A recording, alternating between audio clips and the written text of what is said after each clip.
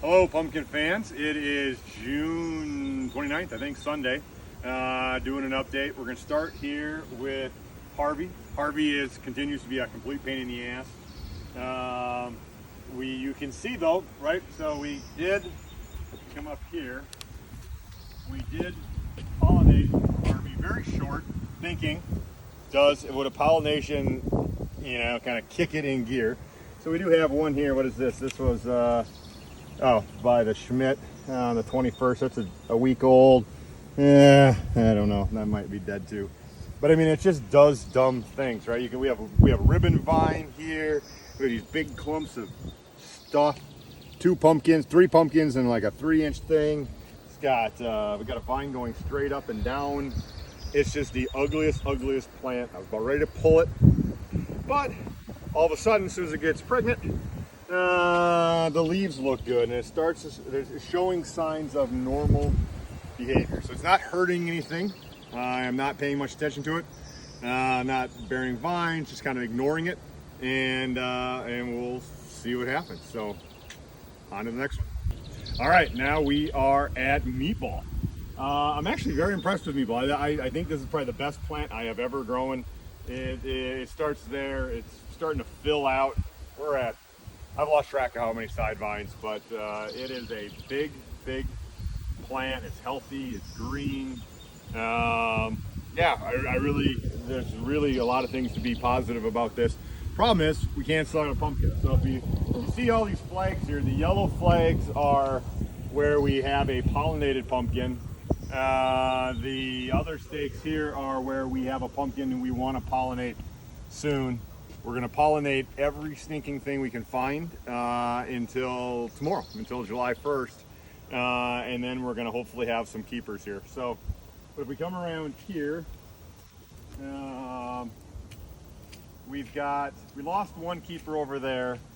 We've got one there that is, 6 days old. Doesn't look too impressive.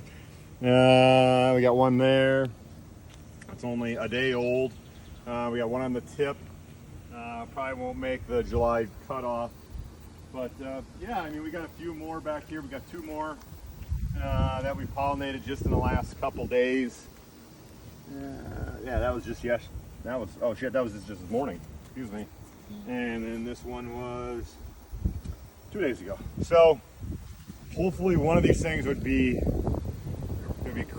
terrible. It'd be terrible to waste a big plant like this and we can't get a damn pollination going. But it's heating up again. And then we lost a lot of the pollinations because of the big heat we've had here. We'll see what happens this week. Here's our new improved. You may have saw it. These are our new improved pumpkin beds. So we've got plywood with the foam board stapled to it with holes in it, and my handy dandy engineering, we actually embedded a little pole so that we can slide the whole thing out when we need to move the pumpkin. So hopefully eventually we'll actually need that. Got a couple of those made. Other than that, Meatball's looking good. It just needs a pumpkin to set. So on to the next one. All right, we are at Dummy, and this is the resurrection story of the year. Remember, we broke the main vine like 3 feet in, and we have grown this huge, beautiful plant off of secondary. It is an absolute beautiful plant, easy to go. We changed our foliar regimen because it's been so wet here. We haven't really fed a lot through the hose. So we've been doing foliar. So I switched to something called Rooted Leaf. Shout out to Rooted Leaf. And that is my whole biological program, my whole foliar program, doing that every other night. And I think that contributes to it. Also, I use the castor seed oil or castor bean oil, I think it is, from Organics Alive. Shout out. That's supposed to help with heat stress. And I think, again, this is another really good looking deep green plant that has had no issues just like that. Kind of got to maybe chalk it up to the Rooted Leaf foliar program. So I'm very happy with that. This guy is doing awesome. We've we've got a pumpkin on the main right there, probably short. We got another one right there. We got another one right there. We got one there. I'm really not that worried. I think we will have a legit keeper on dummy before July 4th. And so, problem with dummy is we're running out of space, right? We only gave it 700 square feet, so we're already starting to think about where to terminate. So we got a little bit here to fill in. We got a little bit over here to fill in. We got some back there, but then it's going to be kind of trapped because we're going to continue to let what the heck's its name? Meatball evade the area and have one huge plant. So all in all, dummy is looking, after all the times I tried to kill it, is actually looking phenomenal right now. So on to the tomatoes. All right, so we're at the tomatoes. These are the brown 906 or whatever the heck they're called. Look at this. This has been growing, still green. This is the first tomato we got this year. Remember, I think last year our record was 2 and change. Got an idea we could almost break that, the very first tomato we see.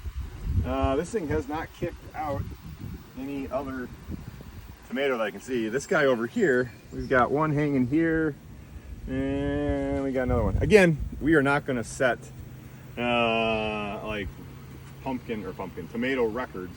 We are just trying to see if we could ever create this thing called a mega bloom, which I have yet to see. I'd love to figure out how to do that. Do something a little bit over 2 pounds to beat last year's record, and that's it.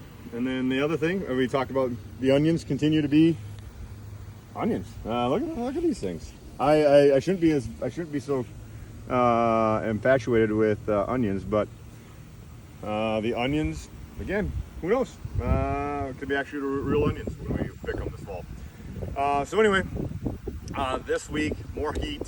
So we'll probably be doing, the misting program that we've got with the automated sprinklers. Hopefully get some pollinations to hold. And next week, hopefully we'll have some keepers to announce and some calls. So have a good week, and we'll talk to you soon. Bye.